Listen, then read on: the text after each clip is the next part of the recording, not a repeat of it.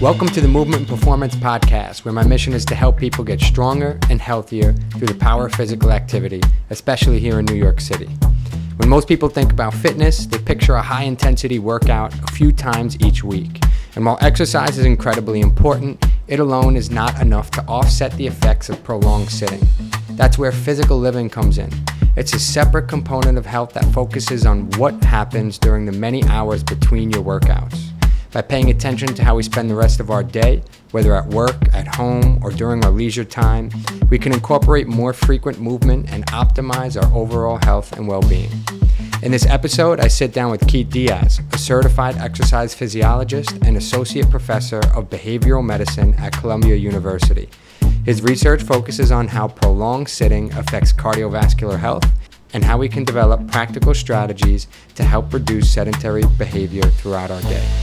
Without further ado, let's get into the conversation. Thanks for coming on today. My pleasure. Yeah, it's good to have you here. So when I saw your work on sitting and how prolonged sitting can be an issue, I thought to myself, wow, this fits right into the physical living category and how people need to move frequently. And it doesn't necessarily mean super intense, but it does seem to be that throughout the day, people need to be moving. So let's start with that. I guess tell us a little bit about the work that you do and if you feel, am I on point when I'm saying the things that I say there? Yeah, no, 100% on point. So what I do as a scientist, I study the harms of sitting, but what we're trying to figure out more so is like, look, we've been studying the harms of sitting for decades now. Like we know increases your risk for diabetes, cancer, dementia, heart disease, all of it. But what do we do about it? Like how do we offset the harms? And so the strategy we've come up with and tested out in the lab a lot is just these like micro movement breaks. Short bouts of movement sprinkled in throughout the day. Is that enough to offset the harms of sitting? That's what we've been studying for probably about 10 years now. And I think we have pretty good evidence that, to your point, yeah, it doesn't take much. Every movement counts and it can be beneficial for your health. Should it be this separate component that we consider outside of aerobic exercise or outside of getting 150 to 300 minutes? Is it a separate component? Yeah, it's an extra component that we need to be targeting. The U.S. Physical Activity Guidelines actually now endorse it as a separate component. So This is exercise 150 minutes a week, 2 times a week, get some strength training in, and now the extra recommendation is sit less, move more. That's about as far as they go right now, and it's not a great guideline, and that's not to bash the people who made the guideline. It's just we didn't have enough. This was 2018 when they came out with the newest guidelines. We didn't have great evidence of what to tell people. We tell them how much exercise to get, how much strength training to get. We don't have a target yet for how much just kind of everyday movement that you need, or how much sitting is too much sitting. I think if you don't give some guidance, it's easy to get lost in the mesh. But I told myself, don't sit for more than 4 hours a day. I don't know what you're... do we have enough research to give an actual number nowadays, or? That's still a matter of debate. I would say the best evidence that we had, a couple of years ago, we went and pulled all of the world's data that's been collected, where we use like these activity monitors like Fitbits. And we pulled all the data that's been collected around the world that's been linked, that physical activity monitor data, to death, the risk of death long term. And what we saw when we analyzed that data was that at about 9 to 10 hours, somewhere in that range, between 9 and 10 hours, the shape of the relationship between sitting and risk of death sharply changes, where it dramatically increases once you start going beyond about 9 hours a day. Below 9 hours, it was pretty flat. So it was, we call this, it's a curvilinear relationship. It's pretty much there's no risk, no risk, no risk, no risk, and then you get to 9 hours, all of a sudden it's just up. So to your point about 4 hours, I mean, which is great. If you can keep your sitting to less than 4 hours, fantastic. The reality is that the average adult in the U.S. spends 11 to 12 hours per day sitting. Right, so getting them to go to 4 hours is a big ask. To be clear too, sorry, I probably should have specified during my work day. Because my work day is mostly sitting. And I told myself, if I'm working an 8-hour work day, in my mind, I was like, try not to sit for half of it if possible. So I meant to say during my workday. Got it. Okay. That makes way more sense. Right. And we've thought about this a lot, that, is 9 hours. I mean, because if you think about it, like 9 hours, like if you have an office job, like 8 hours. So it means I only get like one more extra hour in the day. So that's where we started. That still felt like it's a big ask, I think. And so that's where we started thinking about, like, what are the strategies we could give people? And that's where we started trying to come up with, like, the movement break strategy. But the question that we asked in the lab was, well, what's the least amount of movement that we need to offset the harms of sitting? And where we ended up landing on is somewhere between every half hour to every hour, you should move for a few minutes. So every half hour, move for 5 minutes. That reduces your blood sugar spike after eating by about 60%. That's the size of reduction you'd expect to see if you put someone on medication to manage their blood sugar levels. But it doesn't have to. Moving every half hour is pretty tough. Even if you move every hour, that still reduced blood pressure by 4 to 5 points. That's about the reduction you expect to see if someone did aerobic exercise for 30 minutes straight. When I say move every hour, every half hour, 5 minutes, we're not talking like sprinting up and down the hallway or up and down stairs. Like, we had people walking on a treadmill 2 miles an hour. It's a stroll. Very casual. Yes. It would, by no means heavy in any way, shape, or form. And maybe we should dive into, well, why is this so effective? And what is it about just like move for 5 minutes every hour? Why does that help? Biologically, our muscles are more than just the machinery that power movement. They're really important for regulating things like our metabolism. So let's use blood sugar as an example. Our muscles are like sponges for blood sugar. And when we regularly use and contract our muscles, they soak up the sugar from the bloodstream, which is good. We don't want sugar in our bloodstream. That's going to be harmful, wreak havoc on our organs. But when we don't regularly move throughout the day, they're like a dry, shriveled up sponge. Not really good at soaking up anything. Right, so our muscles just need to function optimally and do the job of helping regulate blood sugar. They also are really good for breaking down fats in the bloodstream, which is also not good and can lead to development of heart disease. When we regularly use and contract them throughout the day, they're really good at soaking up the sugar, breaking down the fats. But when we go idle for long stretches in our day, the muscles don't do that work. Right, so I think it makes, like, biologically, physiologically, it makes sense that our bodies were designed to get regular periodic movement throughout the day and not be idle like we are for hours and hours straight. Yeah, so it seems almost as if it's getting practice throughout the day with, I guess, using your metabolism or just using the machinery to some degree where, you can't keep the machine off for, like, you kind of have to leave it running to some degree. Yeah, and going back to my sponge analogy, right, you kind of want to have a constant drip of keeping it wet, right? And when you stop and you're not moving, you're not wetting that sponge, it dries out. It stops doing what it's supposed to do. So you go try to wipe something up if you try to wipe, crumbs from a counter that with a dry sponge, it doesn't work, right? You have to keep it continually moist. And you can exercise, and exercise will totally, like, dampen that sponge. But if you don't get any more movement the rest of your day, that sponge will dry out by the end of the day, and it's not going to do its job. Yeah, that's a good analogy. It also makes me think of if you've ever been upstate during the wintertime or have anyone who has a house upstate in the wintertime, they often say, like, leave the water trickling on, right? So it, like, doesn't, but it makes me think, like, we want to have this constant flow where it doesn't freeze to some degree. Yeah. I think that's the perfect analogy. I think where I'm trying to go with this is that, like, our muscles are the same way. They need a steady drip of movement. Yeah. I really like that. That's good. So, all right. So we know that we have to move frequently through the day. I did want to touch on, before we move into other areas, and you touched on it already briefly, but do we have any, like, historical data on sitting versus today? Like, for example, how much more we sit today versus in the past? Oh, yeah. I mean, it's been steadily increasing for decades. So there's a lot of, and it's influencing every aspect of our lives. So if we look at, like, in the 1950s, the average household spent about 4 hours a day watching TV collectively. Today, that's over 10 hours a day per household, per family. How much time we spend driving and sitting in a car. In the 1950s, people spent about 15 minutes a day in their car. Today, it's over an hour a day. Workplace. In the 1950s, I forget how many, only a small portion of people actually worked in like sedentary occupations.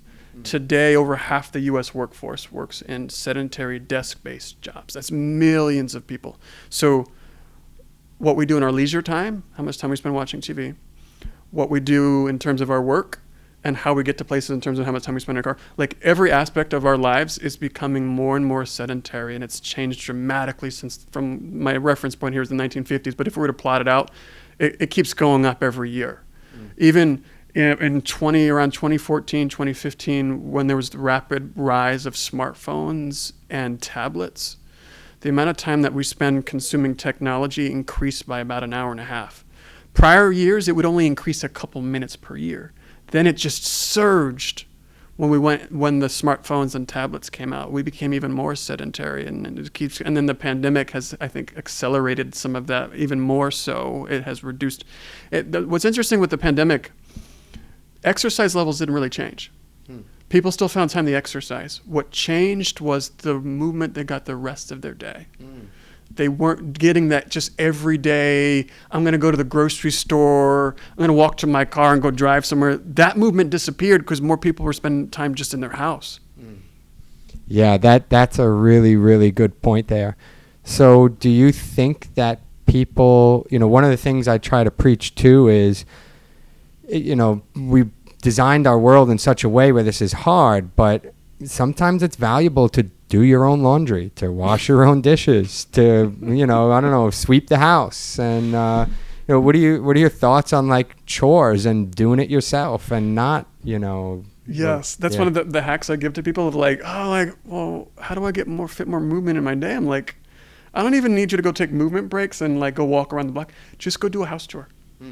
And you know what's going to be great? When you finish your workday, you're going to have a clean house and you've gotten your work done and you've gotten some movement and you're going to feel a lot better, right? And so I think it's a great strategy. And that's one of the examples I always use of like those damn robot vacuums that used to be an opportunity for movement. And now we're just like, I'm just going to sit on the couch where my robot vacuum does its thing. And there's so many new other technologies now. My other thing too, beyond housework, I'm like, just go shopping. We used to go to the store. Now we don't even have to get off the couch. I can get all of my groceries from the couch. Anything I need, I can just hop on Amazon and get, and it'll be here next day. I don't have, just go shopping again. Yeah, I agree with you on that. And I think it's about understanding that just as a priority and the value of it. I think maybe 20 years ago, we just didn't value that as something that can give us much benefit. No, if I could get my groceries, in a fast, simple way, why not? Yeah. Well, we've tried that, and now we have an answer as to why not. I don't think we had that answer maybe, 30 years ago or something like that. So now we understand that there is tremendous value in shopping yourself, or I hope we take a wave back to instead of online shopping, even with Amazon and things like that, maybe going to a store in person or buying your clothes or window shopping even. But yeah, I think that just understanding the value of it is super important. Yeah, and I think I know some people probably be upset with this is ridiculous. I love Amazon too. It's great. But the convenience culture that we have is steadily removing the need for movement in every aspect of our lives, so much so that we now see movement as an inconvenience. Oh God, my daughter did this the other day. We went to the library and the parking lot was full, so we had to park on the street a little further away. And she immediately started complaining that oh my God, you park so far away. How could, where you see that, you're so just used to not having to do any movement or extra effort that it changes our relationship with movement. And I think that's a problematic thing, that it's the hidden cost of, yes, it's so nice to have the convenience, but there's a cost that's coming to it. And I don't think we've really grappled and wrestled with what that means for our bodies when everything is can be at our fingertips without ever moving anymore. Yeah. I think another big one, I was talking a little earlier, is how it impacts your brain too, but brain, body, all of it. I intentionally park far now, so I get more steps. but I also find ways to do it that I enjoy. For example, I kind of like being in New York City because I like having things to look at. Whereas maybe if I'm on a boring block, it might not be as exciting. I don't know, like thinking like the idea of maybe window shopping, not that you have to go spend money. Maybe you do go spend money, but on a Sunday, going to a mall or an outdoor mall or something like that. And like it now becomes a little more exciting. Oh, I'm going to go look around and maybe I'll find something I like. Like I think reframing your mind around it and then finding ways to bring it back into your life that are exciting and fun and just understanding its value, I think is a huge thing. Yeah, 100%. Where we're trying to go next is it's mindfulness movement. It's being mindful, one, of how much you sit. I think we start to, from the time we enter schools in kindergarten, we're taught to like, you sit in your chair and you don't move. Ignore all those signals that your body's sending you that you want to get up and move around. Just sit. And it just perpetuates from there. And so we tune out the signals that our body naturally sends. And so part of it for me is getting people to tune back into like our bodies again. And tuning back into our bodies and how they're feeling when we're sitting for hours straight. And also tuning back into how we feel when we're moving regularly throughout the day. One of the biggest things, look, when I started doing these lab studies, we started with like studying hardcore physiology, like let's study your blood sugar, let's study your blood pressure. But the most dramatic effects that we see when we get people to move and not sit all day is how they feel like mood-wise. Just they feel like totally different people when they move. And we're hedonistic creatures, so like we do things that bring us pleasure. And so harnessing that, we're like, how do you like how you feel after you do that movement? Focus on that, because if I'm going to fight trying to get you to stop watching Netflix and sit on the couch all day, like I got to give you something that you get pleasure from. So I don't want you to focus on the heart health benefits, although that's great. I want you to focus on how you're feeling. Let's be more mindful of how you feel when you move. I think that's another a strategy that I think we need to start using more. Yeah, definitely a good one. I try to think through the lens of mind, body, spirit. It seems like the body one isn't enough of an argument, right? Obesity or physical health. But when you're talking about feel, that's instantaneous, right? Because changing my body, that'll take months. That seems like forever or whatever. And this is in the moment. Yeah. And then cognitive benefits too. Do you want to perform well? Okay, you care about school. Well, we know that it improves executive function. We know it improves creativity. So if you want to focus or you want to think abstractly, then walking and moving is going to help. So literally everything you want to do in your life that you enjoy is going to get better by, I think, incorporating this. Yeah, no. The best version of ourselves, the happiest, healthiest, most productive version of ourselves is one that moves and moves regularly throughout the day. I think that's the thing we miss. It always seems counterintuitive when you talk to like employers or schools of like, you should give people time to take movement breaks. They're like, that's time away from the desk. It's like, no, actually, if you study the science of breaks, forget movement. Movement alone is helpful for brain functioning. But just breaks itself, even if there's no movement, is helpful for brain activity and function too. And when you combine them, right? So it's the executive function, it's the attention, it's the memory, it's just feeling more relaxed. Like all of that is going to lead to better, in the end, learning, better productivity. So I think getting folks to get around this idea or notion that like, if I'm not like working continuously, that's me not being productive. Such a fallacy that, and a social norm that we need to break. It's hard to break. Yeah, I feel like I have so many things on that one. I often say 8 hours of math. And if you do 4 hours of math and then 8 hours of math, sometimes if you double the amount of time that you're doing it, it doesn't equal to double the benefits, yeah. Right? Like, and we think though, oh, well, if we have more seating time in this subject area, they're clearly going to learn. And it's not this direct time in the chair learning this thing equals time that you actually retained in this information. Yeah. Whereas if you did 4 hours of seated learning and 4 hours of play and recreation and movement and break time or whatever, you actually might find that the 4 hours was even better than the 8 hours of straight sitting. No, 100%. And it applies to the workforce. And I also think we need to recognize that like the 8-hour workday, where did that come from? It came from a different era where it was about manual labor, 8 hours.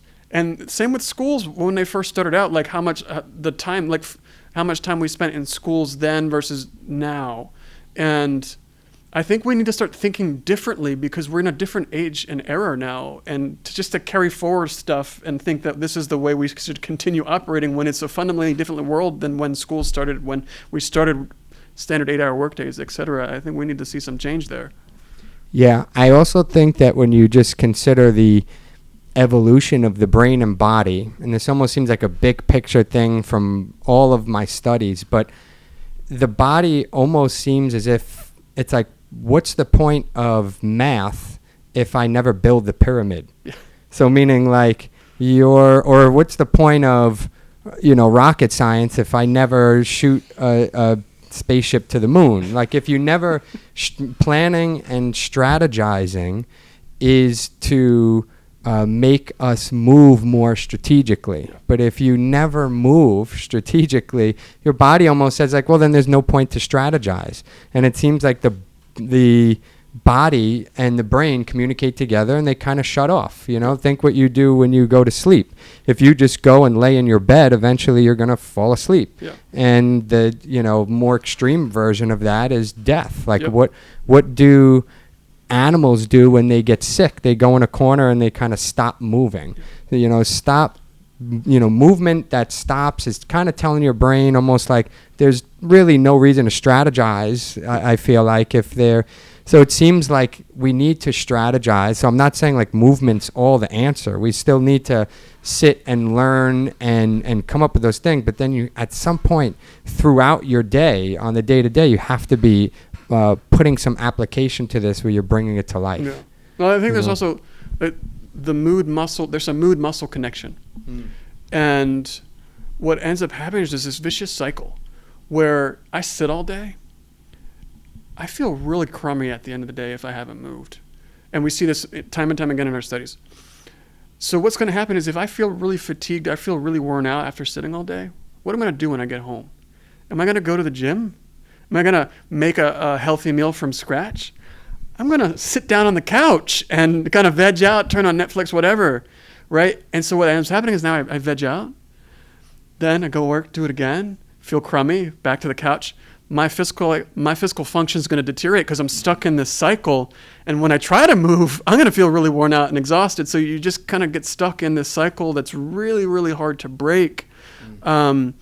And so recognizing this mood-muscle relationship is really important and how to break out of that through kind of periodic movement throughout the day.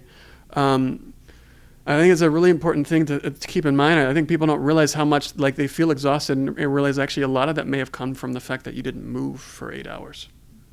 Yeah, I think that there's different components to replenish. A new one on my mind has been attention. And so, for example, if you're giving a lot of attention at work and then you're getting attention fatigue when you're doom scrolling because you think it's like almost as if like a bomb goes off over here, then an ambulance over there. You're constantly like, distracted. Yeah.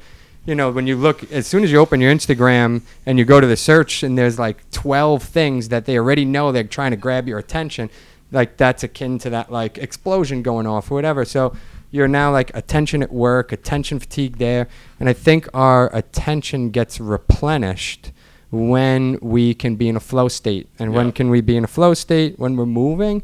And in particular, movement outdoors or movement with people where we have to interact, like a game, where we dance, where we play, where we aren't just now, because then even the treadmill could probably feel a bit fatiguing because, and I'm not knocking the treadmill, I still think treadmill is a great tool. Every tool has its function, but at some point, again, you need to apply that to the world. But if I go from attention fatigue at work, attention fatigue from my cell phone, attention fatigue from my workout, because my workout feels like work, I have to like sit here and say, no, I have to do it, stay in the zone.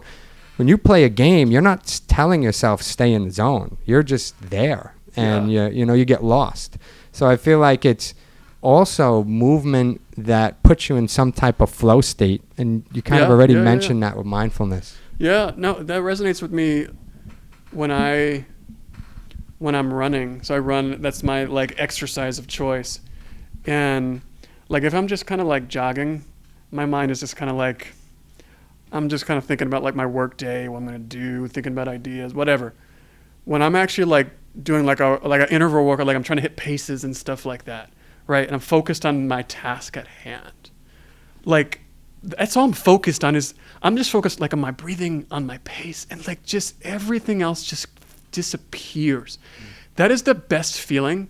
Like in the world where like everything is trying to scream for my attention, like going for a run where I'm just focused on my breath, my pace, whatever, and nothing else.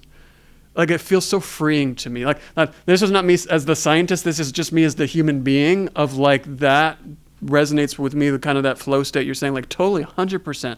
Just being able to focus on something right in front of you and ignore everything else. Yeah, I just found so powerful.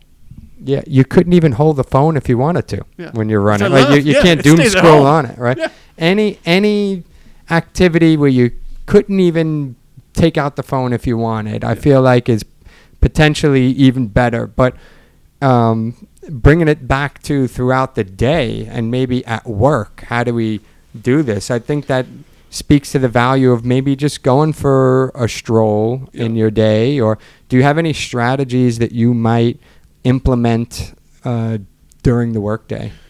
Yeah, so one of my favorites is the walk and talk. So you and I are sitting down in a conference room right now. Like, obviously we're taping, so we can't. But like, if we were just having a meeting and you and I were just talking, why the heck do we need to sit down? Like, let's go outside and go for a walk around the block while we're talking, figuring out strategy for work, etc. Or if I got to make a phone call, I'm walking and talking. Like, there's no reason for me to be sitting down. So those are like my usually go-tos. The other things in the office that I work at here, there's things like the garbage can is positioned quite far away from my desk, where I got to get up and go walk to the garbage can. Or our copy machine is all the way down the hall. Like, we strategically position the printer and copy machine so that you must walk to go get to it. Right. So it's thinking about office design. And how can you set up, even if it's in your own office space at home, if you work from home, of like what are things that can just like naturally introduce opportunities for me to move, where I don't have to like be thoughtful and mindful of moving and taking a movement break. The other piece of advice I would give is, there's a lot of like the Apple Watches and the Fitbits can give these like reminders to like move if you've been idle for long periods of time, which like if you like those and they work for you, great. I personally can't stand them because they're dumb reminders. Like, they'll remind me in the middle of a work meeting when I'm not going to get up in the middle of it. Like, if I'm on a Zoom call, like, I'm sorry guys, I got to go take my movement break. What I would say is that our goal here is something, the example I always use is brushing teeth. That is the epitome of the ultimate health behavior that almost everybody on the planet does. And how do we get people to do it? We have cued it to their day. They don't need somebody to remind them. They don't need a phone or an app or a watch that you should brush your teeth right now. Yeah. We just cue it to, like, in the morning when I'm getting ready to leave my house, that's part of my routine. At nighttime when I'm getting ready to go to bed, that is naturally part of my routine, but I'm cued when I start getting ready to go to bed. That's part of the process.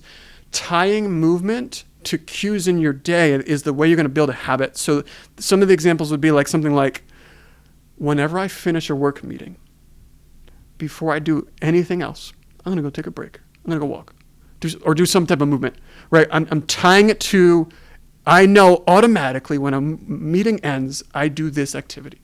Or anytime I finish a task, send it off, give it to somebody. Before I jump into the next one, I will move. So trying to tie it and cueing it to the natural cues in your day rather than the external cues from a watch, I think is really going to be helpful for building long-term habit. Yeah, I think that's a really, really good piece of advice there, because then I think your body also will anticipate it. Yeah. So after you've done it enough times, I've started working out, for example. First thing I wake up in the morning, I work out. Like, now my body, it started, almost like your daughter with, I got to walk far. This is a lot. Now, then it's like, okay, then your body gets used to it. Now I'm anticipating it. Now it gets easier now, and you build it in your day.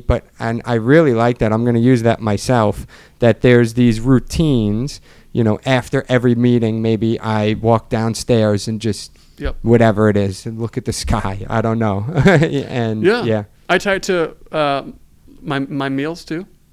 So like after lunch, I'm not sitting back down until I go for a walk.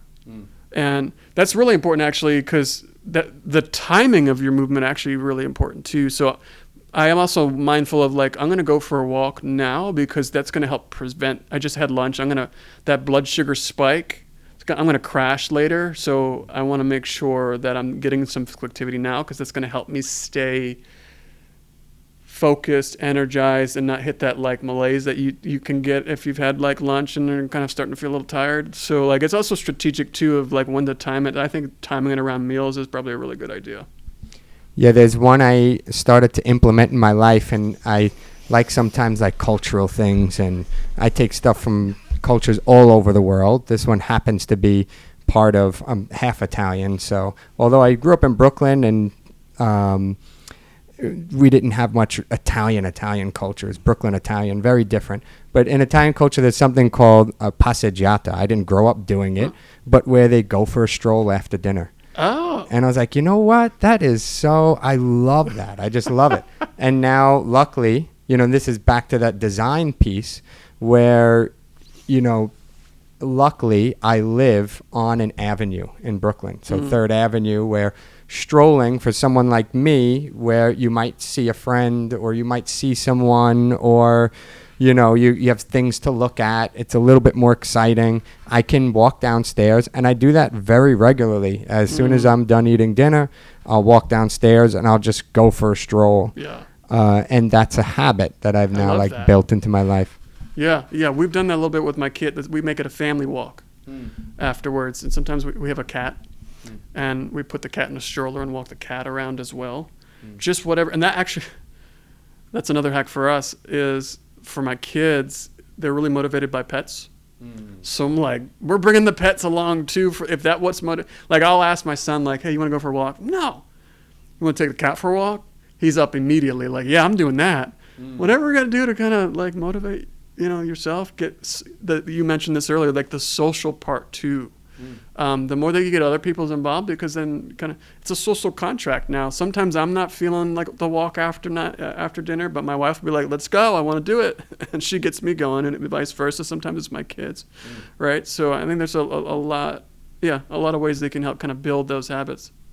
Yeah, another big one I've kind of embedded in my life was Sundays. I call it an urban hike. And that's what I was just alluding to before with like maybe I go to a mall or maybe I go to an avenue, Lower East Side, that has a strip or a store that I like to go to. REI is a fun one. And maybe I'll look. Maybe I usually don't get anything. Maybe I'll grab a matcha or something at a cafe or Dumbo downtown Brooklyn. But I think of like, or just right in front of my house, like the stroll or something. But I find a way to, walk a bit on my Sundays. And, after work, I also used to, same thing. I would kind of stroll. I guess the window shopping thing kind of worked for me. I guess I keep bringing that one up. But, like, after work, I just walk down the avenue and look at stuff in stores. And I felt like it was a great opportunity to move, you know? Oh, totally. Or, like, for those New York City listeners, like, get off a stop early.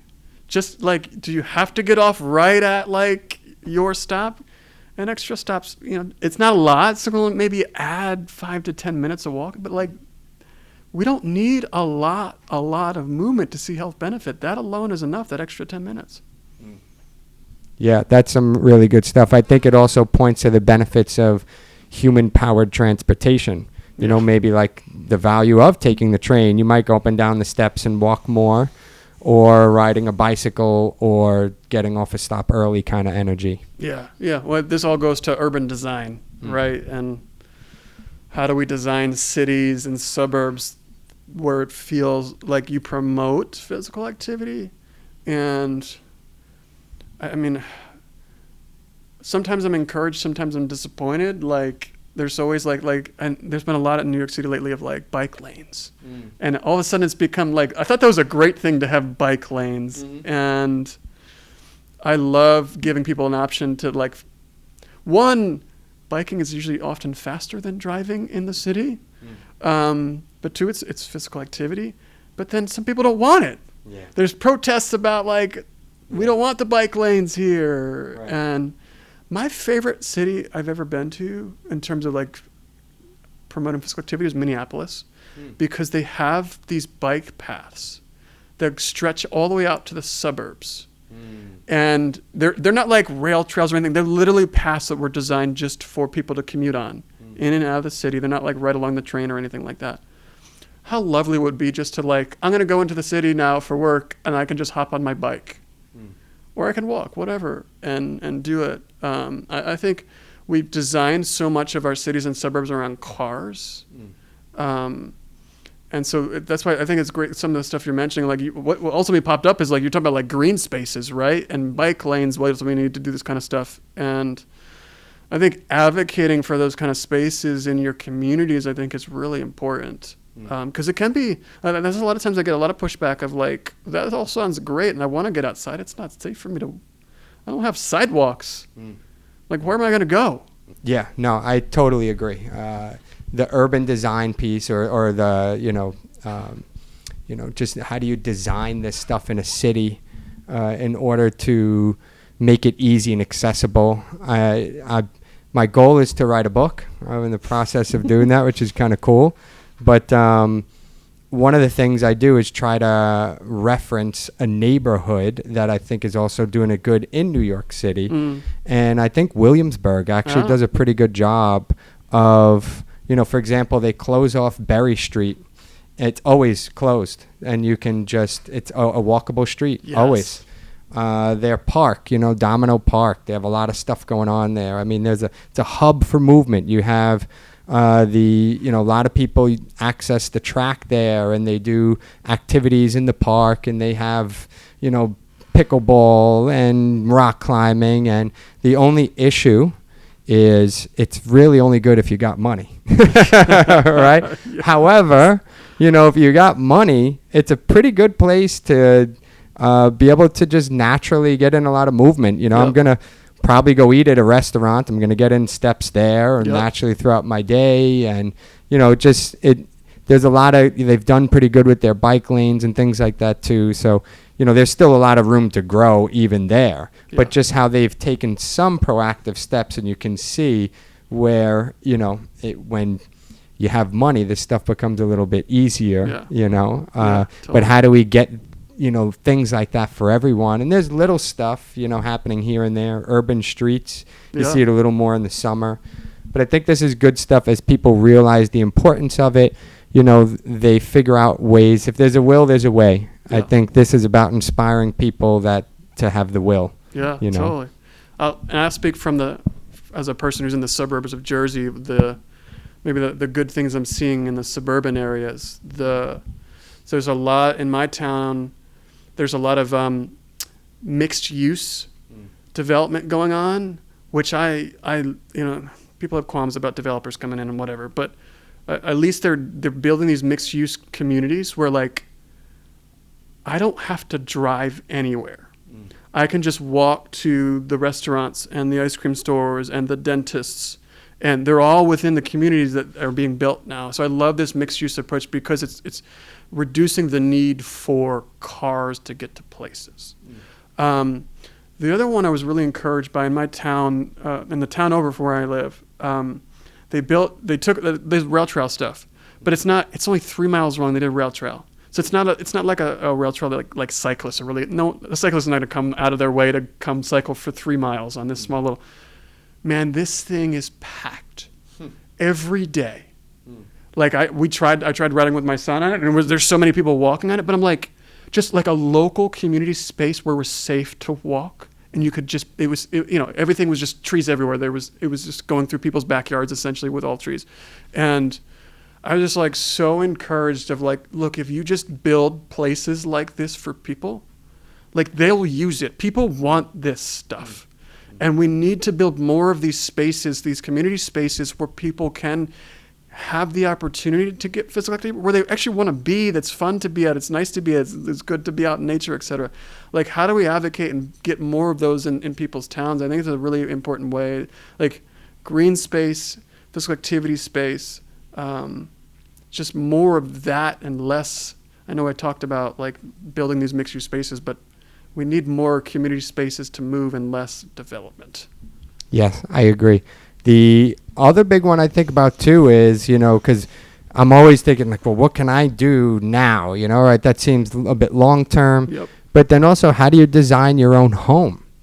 I've put a pull-up bar in my house. I've upgraded that pull-up bar to be, they have these, it's still a door hook on, so it's not anything special, but it's a climbing one where they have like climbing holds and stuff like that. So I can do a pull-up, or I can even kind of go up onto the hold. And every time I pass it, I kind of just naturally, I even look at it and I'm like, oh, I want to jump on that, I've also put a flat bench and dumbbells in my bedroom. So I know people probably think I'm crazy, but I think that eventually, it starts where it seems like you're crazy and then it becomes the norm.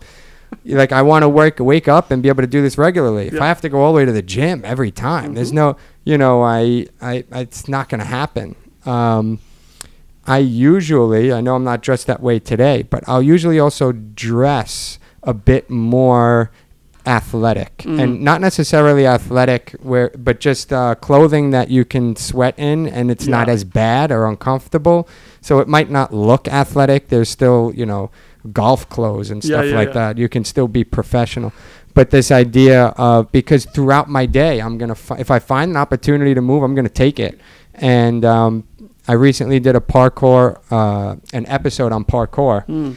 And it's this idea of like, playing with your environment. And I remember when I was a kid, we used to just run and jump on stuff and balance on things. And again, I'm trying to break this norm and reshape culture a bit. But I now, if I see that there's like, little thing I'll kind of like, when I'm walking in the street, I'll just balance on it, or I'll jump on things, and I'll, of course, respectfully, I'm not going to now like jump on somebody's house without, right? But if it's a little piece of public something and I can jump on it, so I take these little opportunities to move. I dress differently. I dress as if my day, right? I don't dress for a workout or bring my workout clothes. I dress as if I'm going to be active all day. Yes. That resonates with me. There was this movement in hospitals a couple of years ago. It was called End PJ Paralysis. So there's this notion or idea that in hospitals, when you put a person in a gown, that they just feel like they should just be bedridden. And so what they did was, in a lot of these hospitals, they got people to put on their regular clothes. And when they put on their regular clothes, people just felt more inclined to get up out of their bed and move around. And it makes me think like there's probably this like office clothes paralysis of like, we have these office clothes on that we're not going to be moving. These weren't made to be moving and getting around. That totally resonates. I think it's a remix of the PJ paralysis thing of like, no, I'm going to put on some clothes that I can be comfortable in. Whenever there's an opportunity to get some movement in, I'm going to find a way to do it, and I'm dressed and ready for that occasion. I love that. Yeah, I love the connection you made to it too. And then because part of that is schools, because we often think about like kids have to dress for PE, blah, blah, blah. But my thought is like, no, we should be dressing to be active in our whole day. And we're not there now, but I think building that culture. Kids should dress to be able to sweat in their clothes. We should be able to provide them a clothes that they could sweat in frequently through the day. Are we able to get there? Will we eventually? I mean, when I was growing up, we used to have plastic bags. Now they're all paper. Everybody hated the process, but maybe we can get there, with enough initiatives. But at least in my own life, I know I can do that, and I try to do this stuff. But so I had two questions for you. You talked about being bedridden after being sick. Do you know if this also applies for people who are sick? Does it help with, I think for many people, this mindset of when you're sick, you should be just like laying the whole time. I almost feel like the new recommendation is like, we're not telling you to go exercise, but you could stroll and walk. Yeah. So what are your thoughts? My first, the caveat is obviously if you have some type of physical injury where movement is going to make it worse, that you don't want to do that. But this whole notion or idea that you must like be bedridden to recover, I think is a fallacy. I think movement in itself is medicine. And so when we look at, there's a lot of these cool studies on bed rest. So you take a highly trained endurance athlete, like you take an Olympic athlete and put them in bed rest. In 3 days, their aerobic fitness levels will drop by 20%. What took them, that takes months to build 20% increases in cardiorespiratory fitness. In 3 days, it's erased with no movement. You take a normal, typical adult, put them to bed rest for 10 days, their heart showed changes similar to 40 years of aging. Wow. You remove movement from the equation, your body, it physiologically plummets. The removal is so important. That's why the extreme example is NASA works on this a lot. Because if we're ever going to put astronauts on Mars, we have to figure out how to maintain muscle mass. Because without gravity, the muscles just waste away. So they spend a lot of time thinking about this. But you know how they study lack of gravity? They put people in beds and just have them. Bed rest is their study of what the effects of no gravity are, right? Wow. So how important movement is to stressing your muscles and stressing your bones. It is critical. Movement is critical to your body's just physiology, that you need it. It's going to actually, it will help recovery. And so one of the things we've studied a lot, and we've seen this, I study a lot of people like after they've had heart attack or stroke, and I study their movement habits afterwards. And we see that the amount of movement they do in the first month after having a heart attack or after stroke predicts whether they're going to have another one in the next year. And so it is so fundamental to the recovery process that you're getting movement in. Back to my earlier point, movement is medicine. And so another question I had, and this could be applied to that, but really applied to any of this, like not sitting protocol. Does it necessarily, when we're breaking up the day and getting in frequent movement, do you think that walking is the best tool versus some other type of movement? I want to give two answers. I want to come back to, we should talk about standing for a second. But before we go there, it's really about muscle contraction, right? Going back to earlier where we talked about the physiology behind why sitting is bad. Do whatever movements you can. So there's lots of studies that show like you can do body weight exercises. Just stand up for 3 minutes, do some squats, do some calf raises, do some high knees. That alone is enough, right? If you can't walk away from your desk. Walking is great. You can get those under desk cycles, ellipticals, whatever. It doesn't really matter. We pick, in our studies, we do walking because it's just it's a very accessible form of movement that you don't have to teach anybody how to walk, right? And I don't have to give them equipment. So that's why we use it. But it really is whatever movement you can get in, whatever you like to do. That's what really matters. But you want to go to standing? Yeah. Well, before we go to standing, just one piece. I have a hunch, and I guess this would be good to study. I do believe any movement matters, 100%.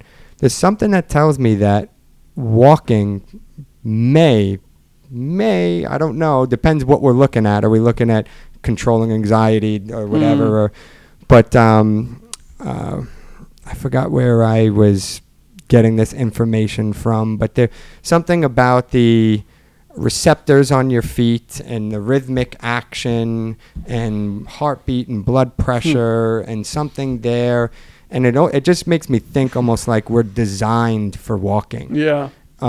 Where I'm not saying I think we're also designed to play. So any kind of movement will be good. Yeah. I just wonder if if it matters that I'm sure any movement matters, but at some point I think maybe thinking of walking, I wonder if it makes any, just intuitively it makes sense to me. I can't speak to it from a scientific perspective, but I buy it. Right. But yeah, let's talk about standing. I'll see my intuition here too, and see your thoughts. But I'll shoot it out there. For years, I had people who worked in the office, and like the standing desk was like the hottest thing. And intuitively, I felt like that's not the answer. I don't know, I haven't confirmed that, but I would often say to myself, like, I think we're designed to move. So I don't know if just the standing desk, I'm sure it's a little better than sitting. I don't know, but it seems like it's not the full answer. But yeah, I'll let you take it away. Oh man, these standing desks. I have one, by the way. Yeah. I do use it. I think what happened was, maybe about a decade ago, a lot of the research on like sitting is the new smoking started coming out.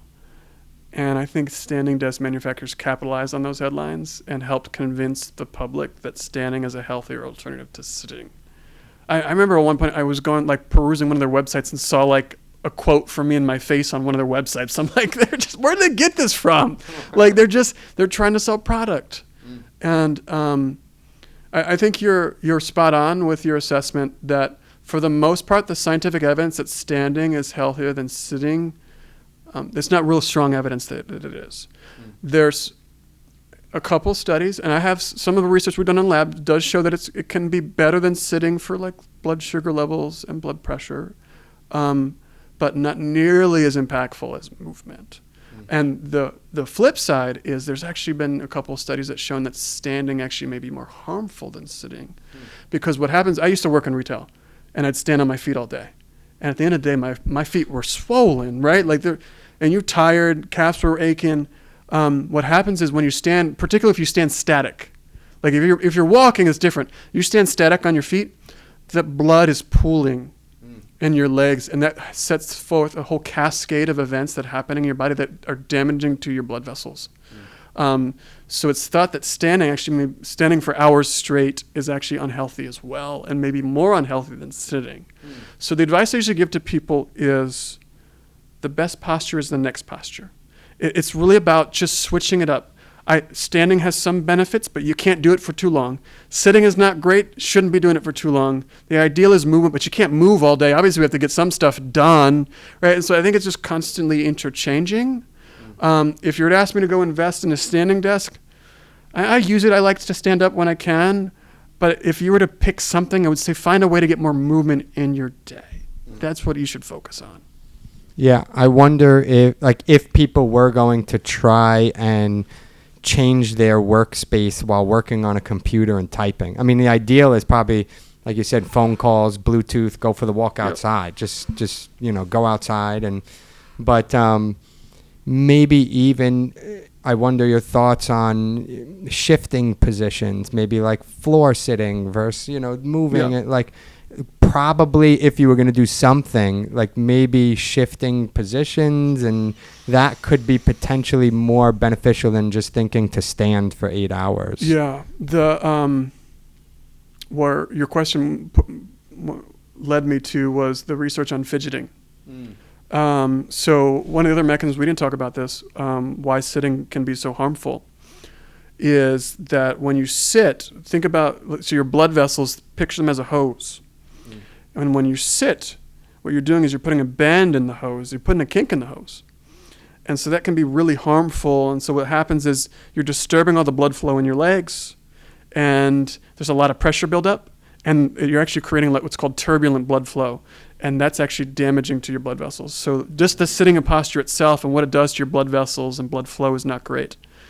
What researchers found is that fidgeting alone, just kind of like shaking your leg while you're sitting, can offset that mechanism, right? So I think there's definitely something to like, if you have to sit, if you can fidget while you sit, like that may actually help kind of restore some blood flow, get a little muscle contraction going.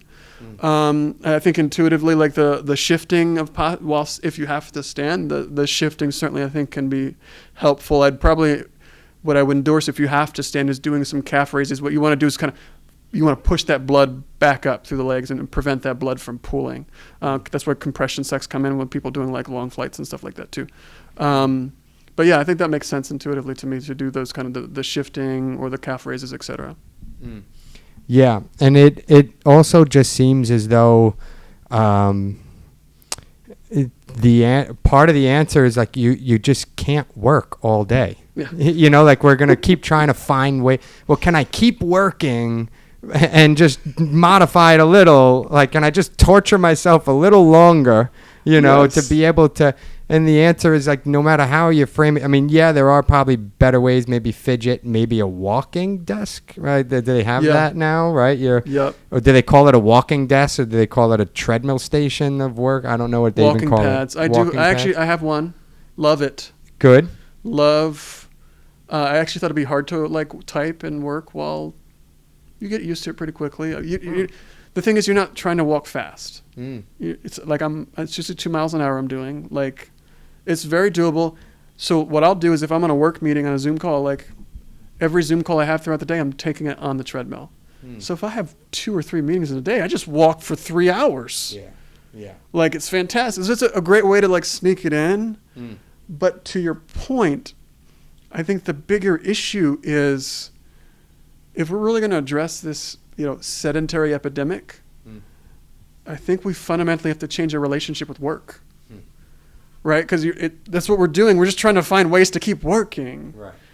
And maybe the answer is working is forcing us to be more sedentary. That's the whole purpose, is spending time at your computer, sitting. That actually we're going to have to try to break away from that if we're actually going to make some, I think, big change. That's our culture, I feel like, though. That's a big ask. Yeah, no, definitely a big ask. Man, we hit on a lot of good stuff. I don't know if there's, as we slowly start to come to a close with this, I think we hit I might take a peek at the questions real quick, see if there's any big ones that maybe I missed, but just off the top of your head, is there any big points or big things that maybe you wanted to touch on? I thought of a question that you had. Is sitting new smoking? Yes and no. So, no. If sitting was as harmful as smoking, I think you'd see death rates in middle age sky high. Right? Because, I mean, we spend, since, like I mentioned earlier, like from kindergarten on, we're pretty much taught to sit. If it was that harmful, I mean, this is behavior we've all been doing for decades of our lives, for those of us who are in middle age now. So I don't think it's as harmful as smoking, but it is, in some ways I see it as the new smoking in terms of like, in the 1920s, 30s, they used to think like smoking, like doctors used to smoke in offices. Like it was something they never thought was as hazardous. Right. They never gave any thought to it. And all of a sudden it became like in the 50s, like, oh my gosh, this thing is terrible for us. I think that's where I see sitting. That it was this harmless behavior that we thought nothing about. And then all of a sudden, decades later, we're like, oh my God, it's actually like, we're destroying ourselves. And we need to do something about it. So that's how I see the phrase sitting in new smoking, is that it's this public health issue that we didn't see as harmful, and now we have to figure out what to do about it. Yeah, that's a very good point. Yeah, probably the issue of our day, but not as... not the same magnitude. Yeah. However, I think we are discovering how big of a problem it is, and slowly in time, it's kind of like when you get past the times and you look back on the times, it's a little easier to be like, oh, that was so dumb, Yeah, exactly. You just think about, I watched a video of like people, I don't know, in the 80s or something, and something they said, but I was like, oh my, that was like ridiculous. I can't even believe, so it'll probably be very similar. When you're in the mix, it's hard to see. It's part of the culture. It's a norm. But one day we'll look back and our kids and kids will say like, wow, those were the days when they had to actually sit all day, The only other question I had in there was something around like steps, but that's kind of, I don't know if it's still in the ballpark, but about how many steps people should get in a day. Oh yeah. I don't know if you have an answer that as we're thinking of, because I think it's important to have some numbers in your head of some sort. And if I can't fully say, I know you kind of alluded to already, like the 9 hours being a bit of an issue, so that's a number for us to think about. If you're sitting for 4 hours at home, then that means during your work day. If you have some numbers to play with, In regard to steps, do you know about how many steps people should get a day? Yeah. So obviously the 10,000 steps a day it's pretty much a cultural norm at this point. Everybody thinks that's the target. The history behind that was a number made up by a Japanese pedometer manufacturer to help sell their product. And it was just a nice round number that they gave to people. They needed to give them something. Like we made this device. People were like, well, what are we supposed to do with it? Well, you need to get 10,000 steps. And it has stuck. The science has finally caught up. Probably in the last 5-ish years, we finally have started seeing enough studies to come up with a better answer. 10,000 is great. You probably don't need that much. Somewhere in the ballpark of 7,000 to 8,000 is about where you start to see most of the health benefits achieved. I just still like 10,000 because it's a nice lofty goal for people to shoot for, and it's a nice round number. So I'd say keep shooting for that, but for those who struggle to meet that 10,000, know that 7,000 to 8,000 actually might be good enough. And 7, what is that, like 3-4 miles or something like that? Yeah, so 10,000 is 5 miles. Right, okay. Yeah. Yeah, that seems very doable if you take the train to work, Yeah, you know. Totally. Nice, yeah. Any last big things on your end? Or, not that you have to have anything, but I always open the floor just in case. No, I think we covered it all. There's always something that I think about later, but maybe, that'll be a good reason for another episode. I go home like, oh, man, I want to, or I start listening to it again, and I get more ideas. But that's the beauty of this. I think it's, education is adventure of the mind. You'll constantly be exploring, So, but you gave a lot of good information today. Hopefully people are inspired to sit less and move frequently. The idea of physical living and moving throughout your day. And for myself, I found that when I understand what it's doing to my brain and body, I think prioritizing it becomes a lot easier. Yeah. So hopefully we gave that to people today. So thanks for coming on. My pleasure. Thanks for having me. Yeah. Good stuff.